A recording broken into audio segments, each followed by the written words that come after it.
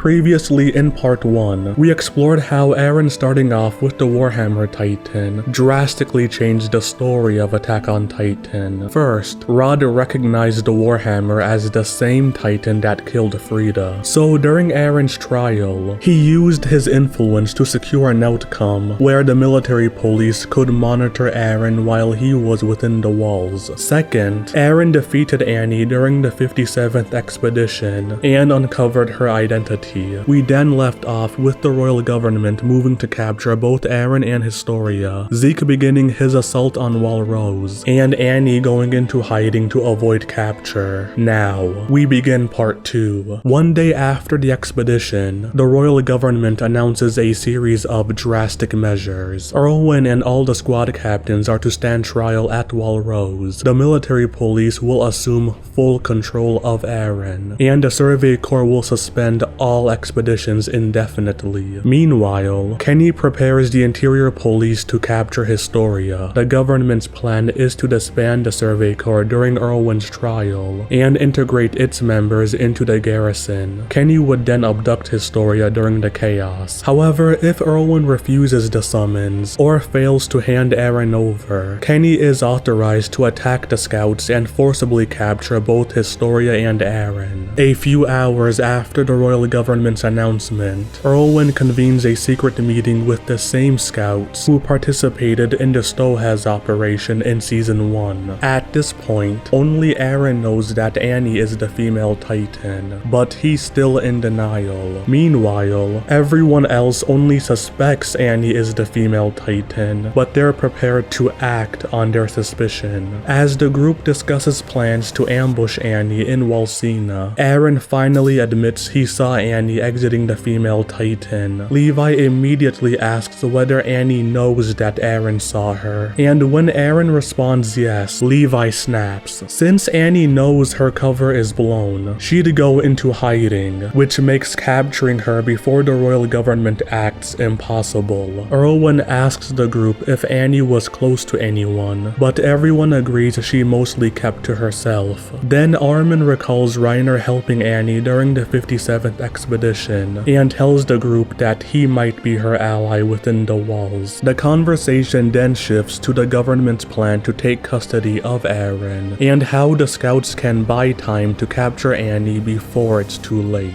Doing so would help turn public opinion in their favor and give them leverage over the military police. The plan they come up with is for Erwin to publicly agree to both stand trial and hand Eren over to the military police. Then he, along with Eren, Levi, Hanji, and the other squad captains, will remain at the Survey Corps HQ, staying publicly visible to avoid suspicion from the government. At the same time, Nanaba and Gelgar will lure Reiner underground, where they plan to interrogate him and use the gathered intelligence to lead an operation to capture Annie. But as the scouts begin executing their plan, they realize that Reiner and Bertolt have disappeared. With the warriors missing, Erwin lost his best chance to restore the Survey Corps' reputation. As a last resort, he reveals to the public that Annie is the female Titan, hoping to redirect public anger towards the military police for letting her infiltrate the capital. But with the government controlling the press, that story is quickly buried. Instead, Erwin is accused of treason, and the military police move to arrest him. But then, news of Walrose being breached disrupts everything. Erwin uses it to evade the military police by leading the Survey Corps towards the Titans. Now let's explain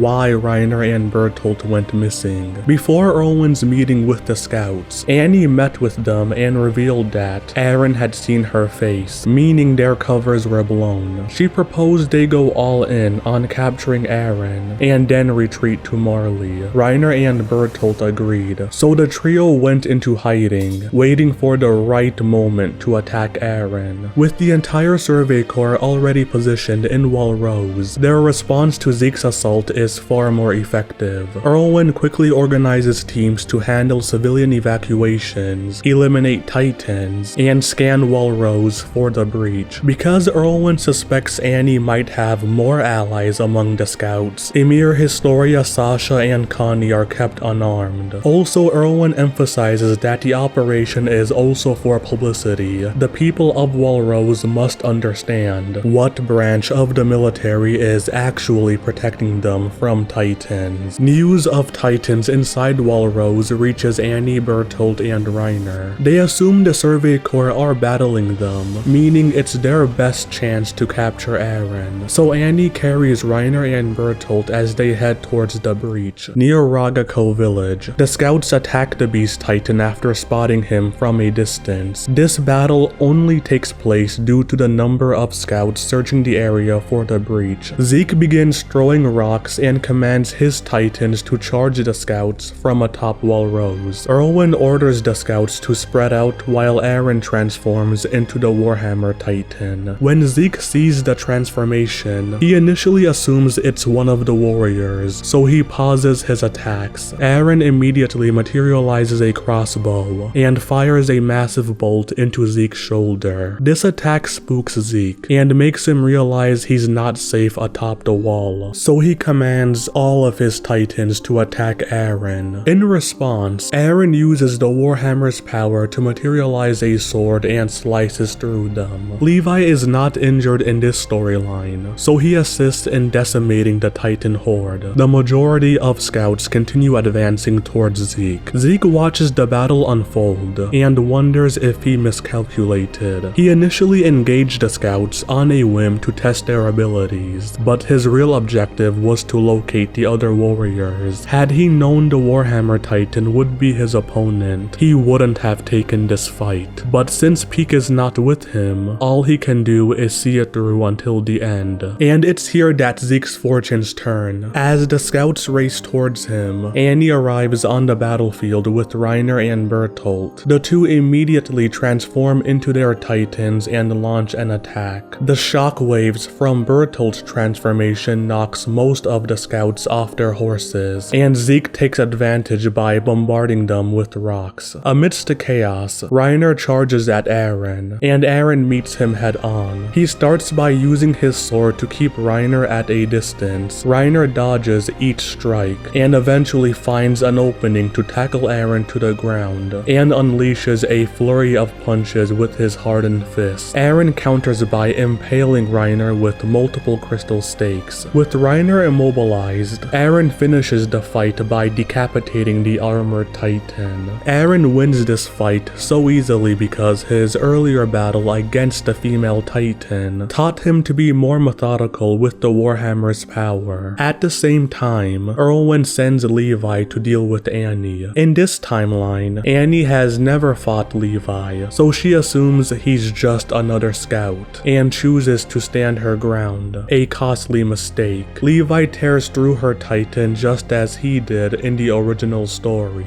But before he can extract Annie, Zeke throws rocks at Levi's direction, forcing him to fall back. He then obliterates the Warhammer Titan with a single rock throw to protect Reiner. As the battle rages on, Ymir wrestles with a choice, whether to abandon the island and side with the warriors. Deep down, she's always believed the island was doomed. That's why in season 2, she tried to hand Historia over to the warriors, but watching Reiner and Annie fall in battle, she begins to think the scouts might actually stand a chance. And with Zeke bombarding the battlefield, she realizes Historia could be killed at any moment. That's what finally pushes her to act. Ymir reveals her Titan form and charges into the fight. She dodges Zeke's attacks, races up Walrose, then eviscerates the Beast Titan at close range, and knocks him off the wall. With Zeke out of the picture, the scouts capture Annie and Reiner. All that's left is Bertolt. The scouts launch wave after wave of attacks, trying to find any weakness in the Colossal Titan. Eventually, Armin notices that it's losing muscle mass, and explains to Erwin that the more steam it releases, the weaker it becomes. Knowing this weakness, the scouts focus their attacks on Bertolt's legs, forcing him to release steam and exhaust himself. The plan works. Bertolt eventually tires out and exits his Titan. The battle concludes with a hard-fought victory for the scouts, who successfully capture Reiner, Annie, Zeke, and Bertolt. In part 3, we'll cover the Uprising Arc, as well as the implications implications of the warriors being captured, and a mirror revealing her Titan form.